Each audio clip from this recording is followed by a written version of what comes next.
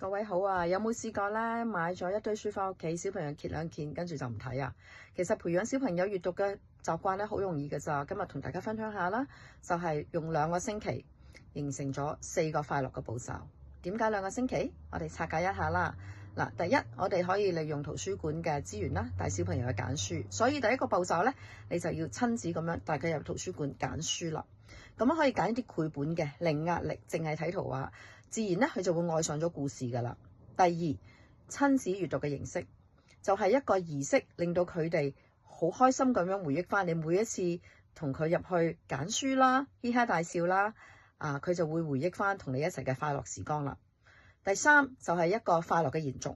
諗下佢揀咗隻書，佢中意攞返屋企，每一次返屋企再睇書嘅時候，或者繪本嘅時候，佢會諗返同你一齊嘅快樂時光。呢個係一個快樂嘅載體嚟㗎，不停地喺度循環。第四，還書等於新借書入。小朋友咧好聰明㗎，佢知道就嚟還書咧，咁佢就會話係咪要去還書啊？其實佢哋想同你一齊去借新書啊，因為佢知道啦，同你一齊去借新書，又循環翻一次快樂嘅親子關係。你同佢嘻哈大笑揀書，佢係好享受同你一齊嘅親子時光啊。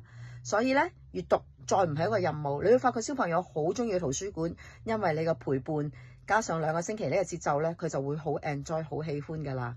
試下啦！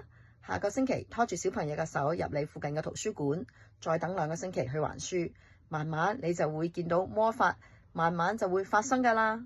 大家都試下啦〜